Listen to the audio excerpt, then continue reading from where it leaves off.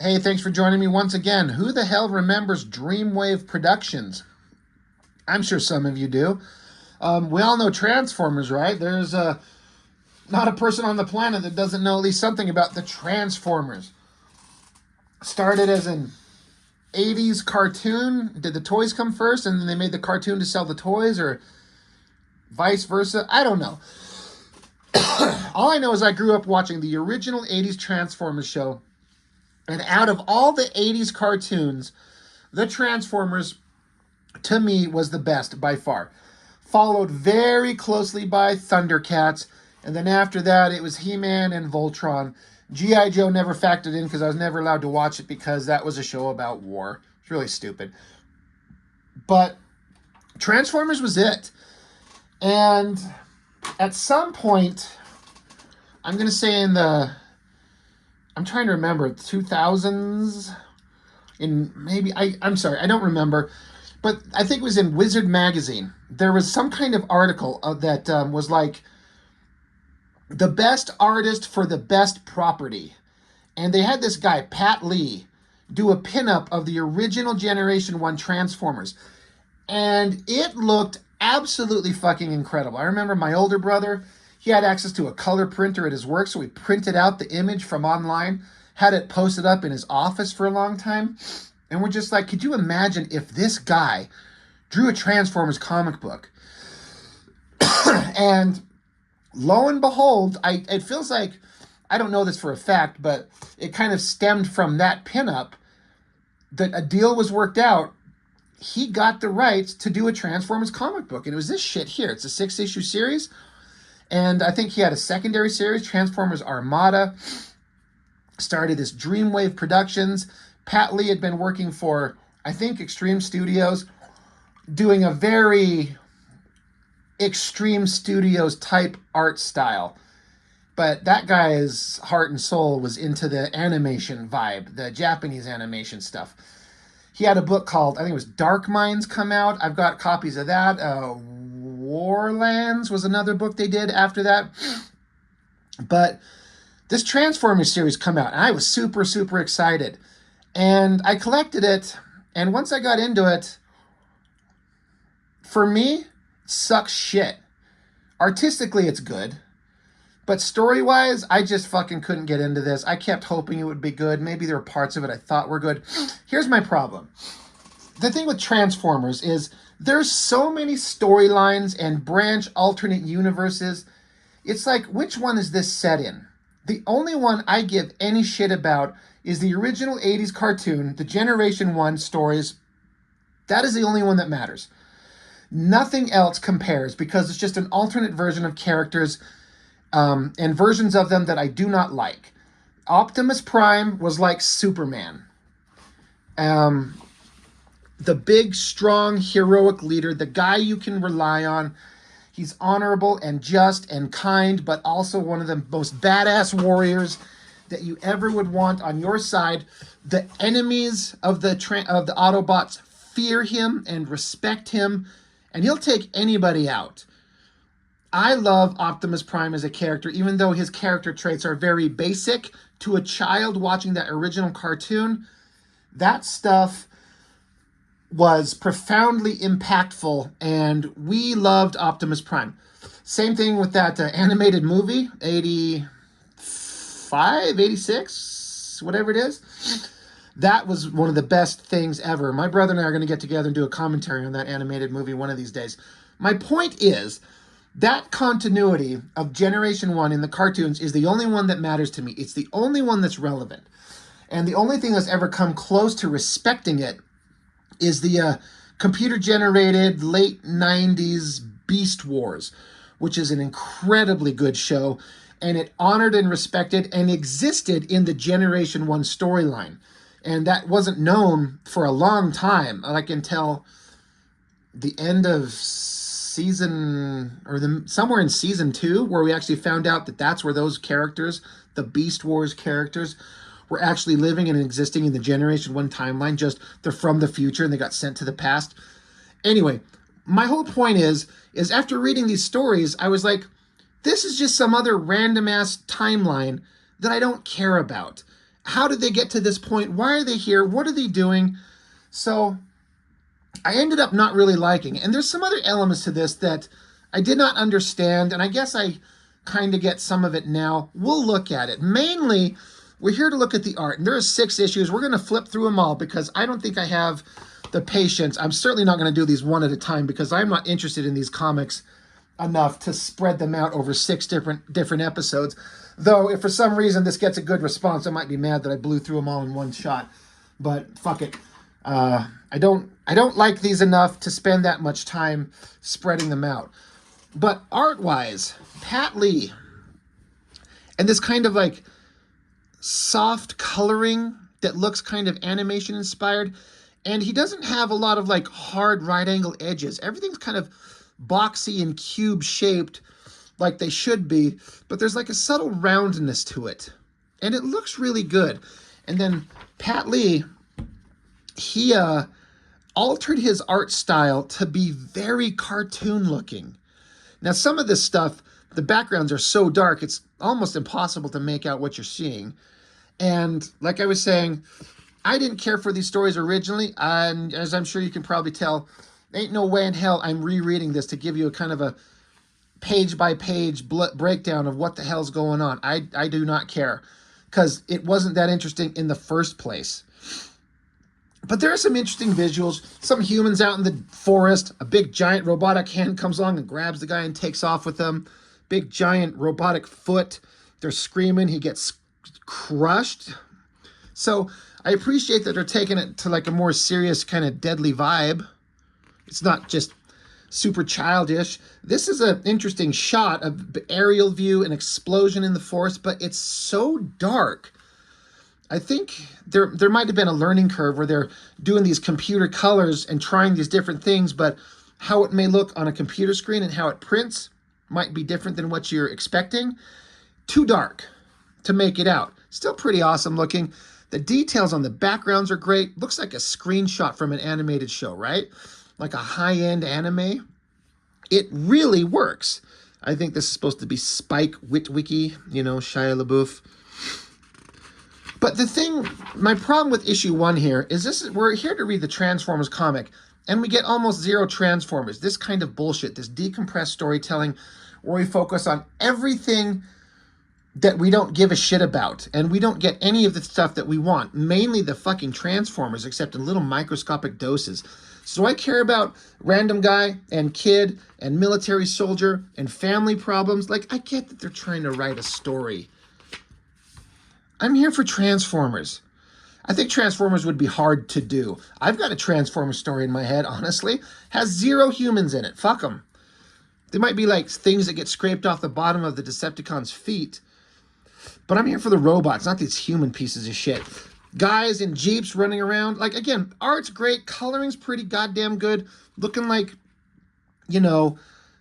screen caps from an animated show. Oh, the Jeep that they're in is actually a Transformer. What's the Jeep? Is it a Hound? Probably.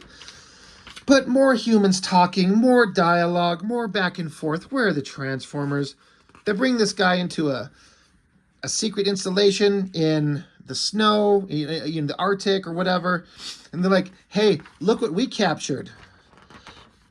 And so this is supposed to be a point of view shot from the guy's eyes because he's got this bag over his head, right? And so they pull it up. He can't see. Then the bag's coming up. It's bright. A little bit taller. You see some feet, legs of a Transformer. I mean, what the hell else is it going to be? And this guy's like, is that what I think it is? They're like, beautiful, isn't it? Not the double-page spread of Predaking fighting Superion and probably Defensor. Predaking's pretty fucking badass.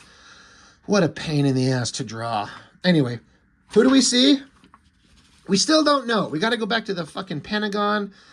Guys sitting around talking. Don't care. More humans. Jesus Christ. Stand, talk, talk. Stand, talk. Tell story. Oh, look. I guess that explosion in the forest, that was Megatron's hand. And they've got Megatron captured.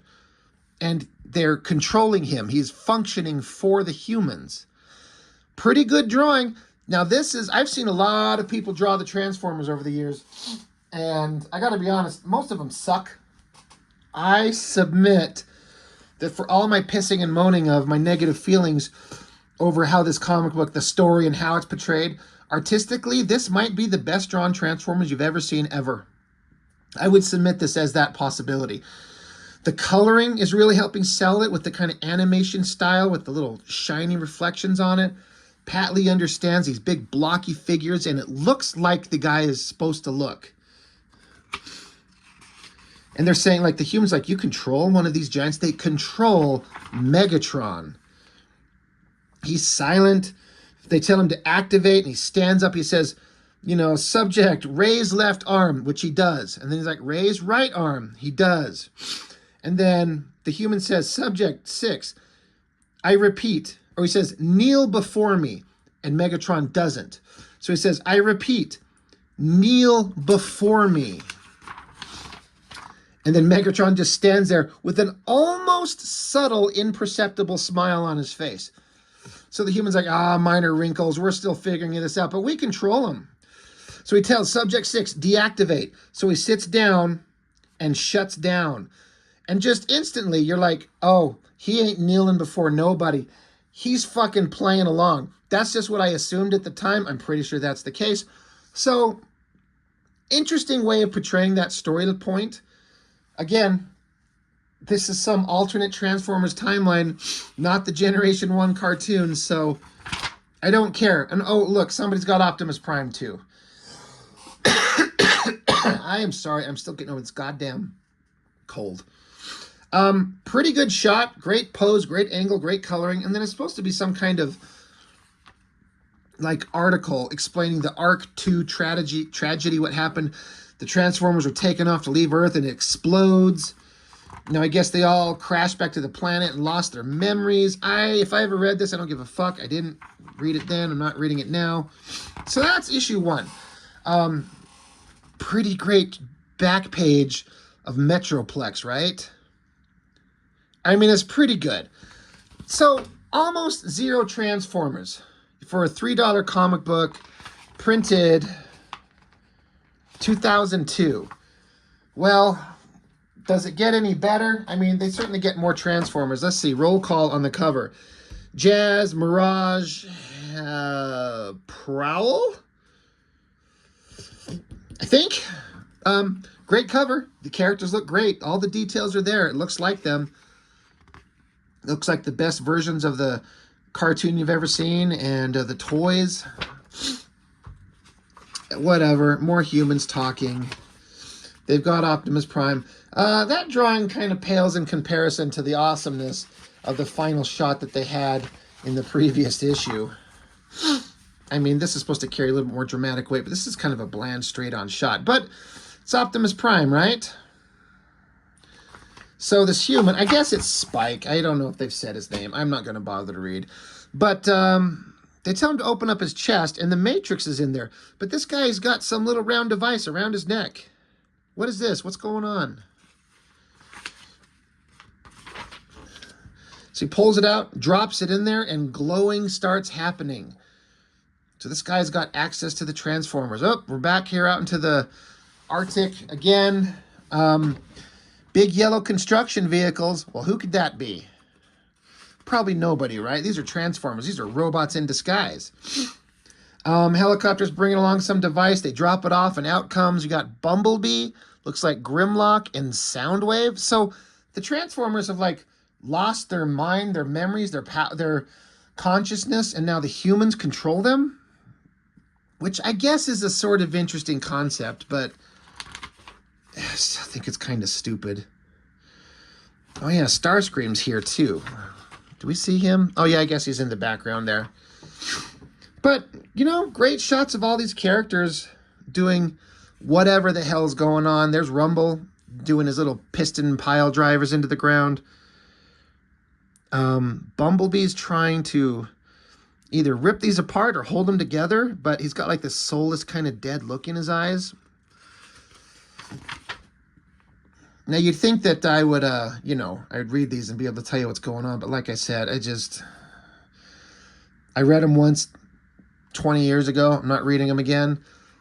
But all these characters look really great. Some of the storytelling's a little hard to follow. I think they sometimes overdid it a little bit with the coloring.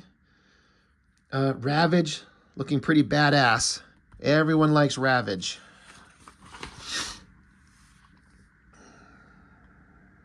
But even the Autobots are kind of being dark because they're under human control, right?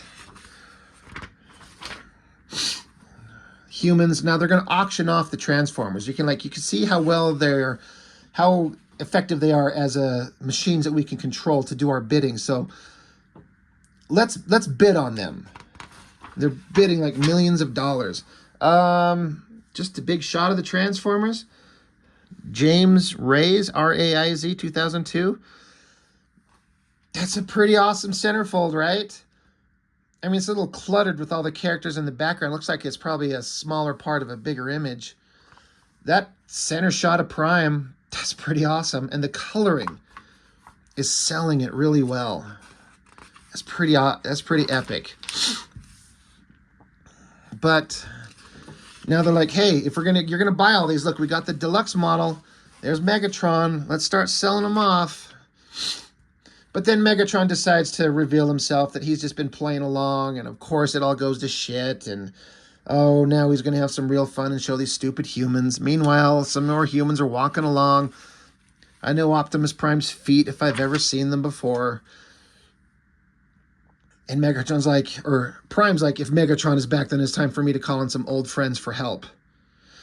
So he pulls out the Matrix and lifts it up and, you know...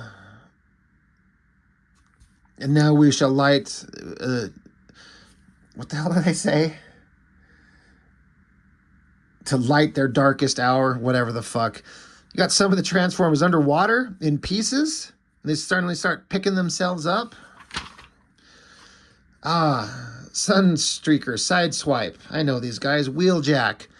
Fucking Superion. I guess the aerial bots just stayed combined into their one big form. My understanding was the combiners is that it sucked a lot of energy out of them to stay combined like that, but I guess it's fine. And then there's a battle going on in the distance of these guys in the helicopter. Did I miss a final page? What the fuck? Oh, it's just supposed to be, there's a battle, that's Megatron, he shoots and everything goes dark, you know, and that's how it ends. It doesn't tell you that that's the end. G.I. Joe Transformers centerfold pinup, pretty good. And then Transformers Armada, first issue. I was collecting that. I don't remember if I liked it or not, but I've got some of those. Anyway, that's book 2. Let's keep trudging along. Book 3, roll call. The Insecticons. I don't remember the names. Shrapnel was one of them. Is that the Grasshopper? Yeah, I don't remember the names of the Insecticons. They were interesting. Another, like, glory shot of Optimus Prime looking down at him. Looks pretty good, like, right? Is there better Transformer art out there consistently in comics? I gotta give credit where credit's due, even if I am not interested in this particular timeline of these characters or what the hell else is going on. Good shot of Optimus Prime's head. All the details are there. The big bulky hands with all the joints in them. Jazz, Mirage, Sunstreaker, Sideswipe, Wheeljack, Trailbreaker, Superion. Again, Superion just stays together. We don't need the aerial bots separate. Then Megatron's got a human in a chain like a dog. I mean... It's kind of stupid. I mean, that Megatron just rip his fucking head off. I know he's trying to keep him alive for a reason. But then there's a scene where you got Starscream, Thundercracker, and Skywarp. And they've just disassembled Bumblebee and... I don't know, is that Windcharger? Can't really tell. But they just ripped them apart. So, you know, are they dead? Probably not. But I'm just like, they're just ripping these guys apart, throwing Bumblebee's head around. I mean, this little version of Bumblebee, this little yellow Volkswagen Bug, was just a rolling pussy on wheels. in the cartoon, but that's his point. He's supposed to be like the young, youthful kid that everyone loves. He's like Orko or Snarf or whatever the fuck, Bumblebee. It's not like he was the cool, epic, badass warrior Camaro like in the Michael Bay shit movies.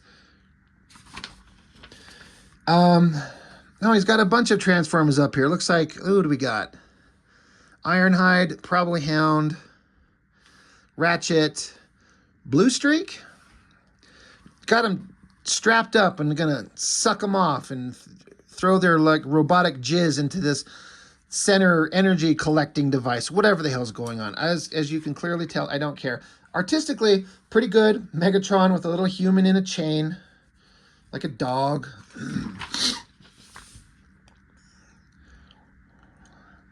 Got Laserbeak. I don't care what's going on. Dreamwave Productions, Fate of the Blade. So Dreamwave was pushing to be a major studio. They pushed hard, and my recollection is that they were reasonably successful as they started. But I think they all kind of ended up crashing when, you know, comics weren't making any money and they weren't able to keep afloat, like having all these titles, paying all this money to all these artists, these colorists, everything. That is a hell of a shot. Again, kind of complicated. A lot of Decepticons.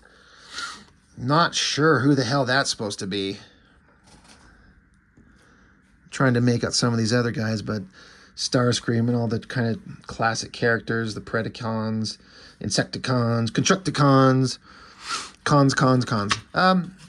You know, good artwork, right?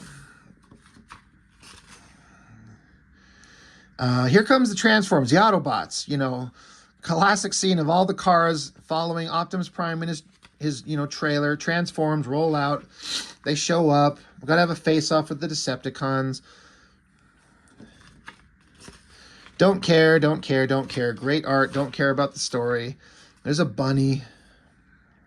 Oh yeah, so this important scene where they find an Autobot symbol on a piece of metal, and it's Grimlock, who shows up, and he's ripped off his Autobot symbol, and he's sick of Autobots, he's sick of doing good, he's sick of humans, and maybe he's going to be a Decepticon. Everyone wants to give Grimlock some kind of like profound, deeper kind of thought and meaning to his thoughts and actions, and he was just always a fucking stupid ass. Like all of them. They made the Dinobots idiots because they didn't have the ability to program complex personalities. I don't know what the fuck. But everyone loves Grimlock. He's got to be awesome. He's got to be the guy that could kind of be good, kind of be bad. I don't care. I don't care what's going on with any of these characters. Big perspective shot with those big giant blue feet of Optimus Primes coming toward us. And then they're dropping I guess the humans are going to drop a big giant missile onto the Transformers. I mean, you got fucking Superion in the background. He should be smashing the shit out of everybody. So the humans drop a bomb. Boom. Giant explosion. That's how issue whatever we're on ends. 3. And then look at all these books and posters that Dreamwave Productions was offering up. They were really pushing hard. They were happy to have the Transformers license and doing a bunch of anime-style books. You know, good for them. Book 4, Roll Call. Sunstreaker Sideswipe. Looks pretty damn good. The Lamborghini twins. They're brothers. As long as they're not lovers, that's fine. Human stuff. The bomb is one of these. It's a technological thing that formed metallic material out of the explosion or something. I don't know. This is a pretty good shot. The use of the computer coloring, the mountains. It looks, again, like a really nice still shot from a cartoon. Prime's trying to pull his ass out of it. All the surviving Transformers trying to get out of there. Wheeljack's looking pretty good.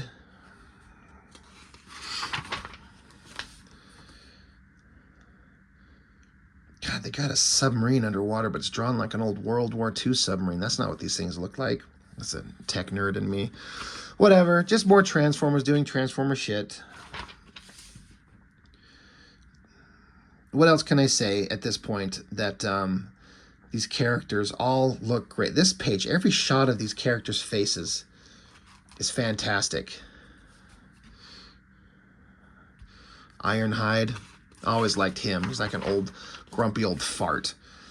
And then there was this thing, I think it's coming up here, that started my, like, I think I get what they're trying to do, but there's a certain element that I did not understand or didn't like. So here's a city, Pacific Coast, 8 miles west of the U.S. shoreline. I don't know what city this is supposed to be. Something's coming up out of the water, some humans at the dock, giant waves floating up. What is coming out of the water? I mean, Godzilla, right? Well, how about Transformer Godzilla? Devastator. Now that is a pretty epic piece of artwork right there. That looks pretty damn good. And I don't have a problem with that. But there gets to be a problem with scale. Like, I know some of these Transformers, they never bothered to explain it in the cartoons, how some of these guys, specifically Megatron, would transform from a giant, one of the biggest robots out there, and he'd transform and do a mass shift and shrink into a gun that one of his minions could hold. And I've seen comics where humans are holding the gun. So they have a size to not also just transform their shape, but alter their mass to grow. But I feel like that's just like a thing that the creators of the cartoon never bothered to really think about. And then, but now it's become part of the lore. So there's parts here where this Devastator, who's like this mindless giant monster, instead of Godzilla coming out of the water to attack a city, it's this guy. That looks amazing. But there are parts here where he is so huge, so unbelievably massive, that I'm like, this scale is all wrong. Like, this scale is all wrong too. Like, look how big Superion is here. And this is a human jet. That's the thing, is the Transformers take human vehicles as an alternate form to disguise themselves. They're robots in disguise. And it's always been, for the most part, that they're to the scale of the machines they take on. But in this case, like, Optimus Prime could fit inside this damn jet. But it's supposed to be scaled for a human. But even if this robot, because he's 5 regular Transformers, right? 1 guy for the center, 2 guys for the arms, 2 guys for the legs. So it makes him bigger, but this is like super giant level. And so the mass shift that they do, it looks great when they're this big, but it doesn't make sense, especially when they separate and become smaller than Prime himself. So that's just an element that I didn't like. It didn't make sense to me. I guess I'm just supposed to accept that Devastator is this big. I mean, look how big these tires are. It's supposed to be to like a dump truck, like one of those massive dump trucks still, but the size is so big. I guess you get Dinobot showing up, transforming, and start crushing things. Is he still being for the bad guys, I guess. These are great shots. So, again, the scale works. Oh, yeah. So Superion shows up and starts taking on Devastator. They start decking the shit out of each other and have a big, giant, Titan combiner fight. Grimlock's looking pretty awesome. Somebody smacks him in the face with a fucking steel girder. Yeah, one of the Autobots is telling him that he made the wrong choice. Here comes the twins, the F-15 fighters, Starscream and his boys, and they unload onto Superion and blow him apart. Now he's falling as like 5 separate robots, which, that's what happens. But I guess now they all shrink. They shrink down into tiny versions. Look how goddamn big Devastator is here. I mean, that's supposed to be a machine that humans sit inside. And it's bigger than a fucking skyscraper. So I just have to accept that these guys, and it feels like he gets bigger with every panel. He's getting bigger and bigger. So it's like a giant, scary, like Pacific Rim type robot. But again, it's never exactly explained. I shouldn't care. But it's one of the reasons that it kind of threw me off. Soundwave, Laserbeak, Rumble, Frenzy, Ravage. Is there Ratbat? Doesn't look like. No Ratbat. It's more of the same. Oh yeah, here we got Bumblebee and his giant little stupid Volkswagen feet. Huffer, I think. Mirage, no, I think that's Blue Streak. Wheeljack, Red Alert. No, that's Huffer. Cliff Jumper.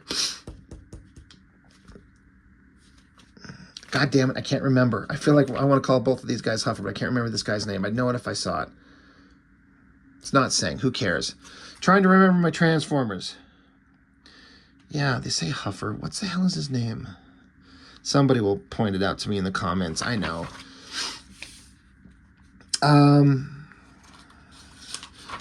That's supposed to be Jazz. Did I say Jazz or Blue Streak? That's Jazz. Anyway, Jazz didn't have the little door wings in the cartoon. Anyway, who cares? Giant Devastator smashing down on all the other Transformers. I gotta give it to Pat Lee. Never once with the penciling, the coloring, so far does it ever feel like anything is, they're getting slack as they go on. It all still looks pretty damn good as far as the art and the coloring. Prime facing off against Giant Devastator. He was never that big. He's so huge. Even in the Transformers animated movie, one of that epic like beginning battle at Autobot City when the Decepticons just lay waste to everything. And they show up and like Megatron's like, Devastator, merge for the kill. He was big, but not this big. Like he was appropriately sized. Prime's got to transform.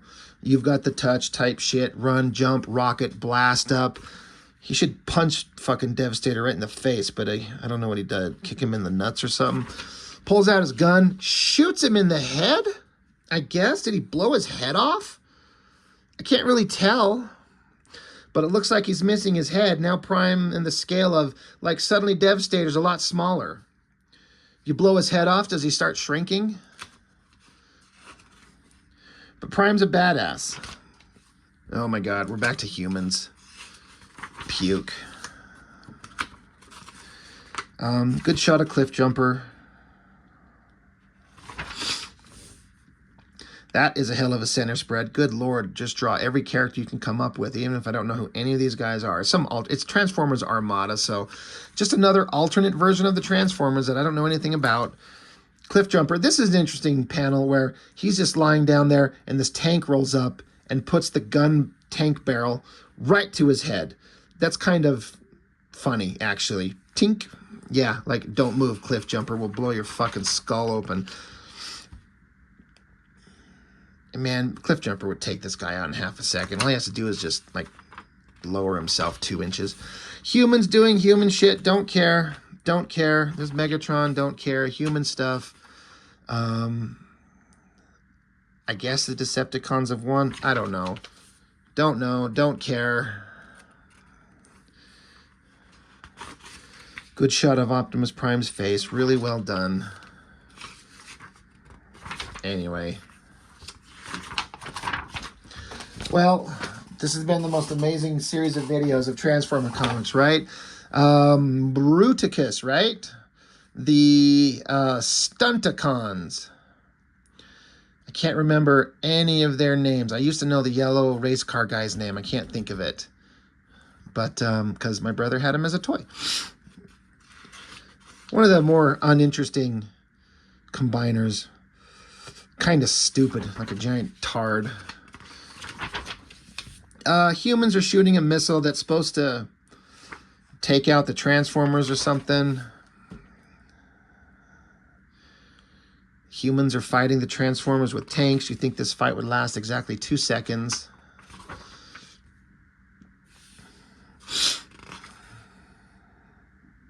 And I don't know. I feel like they're kind of rushing to the end. I guess I could see a little bit more of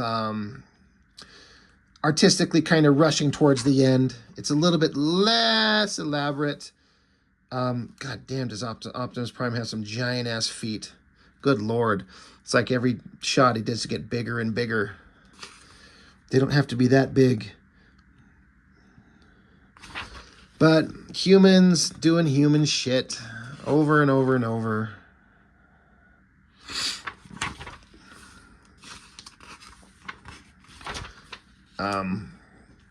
Right there. That's my boy. That's Ultra Magnus. I still have this toy. He's missing one little component, I think. One of his fists to the white section that goes in the middle of him. But Ultra Magnus was my guy. I liked him in the animated show. the movie and then the subsequent cartoon. Kind of like a good Optimus Prime replacement. It's kind of a cluttery drawing. But more human stuff, more Transformers fighting, punching. Megatron's all bloody or oily, I guess. I guess Superion reassembled his dumbass and takes off flying towards... Oh yeah, I think the human shot a missile, so is Superion going to go sacrifice himself? Wheeljack is doing something to create this dish to shoot a laser beam, which affects something. I don't know what. But Superion flying towards the missile, hits it, boom, giant explosion. That's all very cinematic. These pages are really good. Again, feels like still shots out of a cartoon, a really well done cartoon. And I guess, you know, a giant tidal wave happens. But I guess presumably we think Superion is done for. And then it's just over. Thank God. I think there was a second series. I don't know. So ultimately, I was pretty disappointed. It started out with some kind of promise, and artistically, it's pretty impressive. But when I dug these out and started going through them again, I'm like, oh yeah, this sucked. And that's unfortunate. It'd be nice if they were all awesome. But I don't think they are. It's unfortunate. But they tried hard. What do I know? They were successful for a while, and then they went under, so... Transformers by Dreamwave Productions, Pat Lee. Visually, pretty good. Story-wise, couldn't care less. And I know I've said that about 100 times in this video, so I will shut my trap and move on to something else. But, you know, wanted to show them. I love Transformers. I just wish that I cared more about these comics. But there's very few Transformer comics I give any shit about. Because it's not the original cartoon storyline, so I don't care. So that's all I've got for now. Thank you for watching. I appreciate it. I'll see you next time.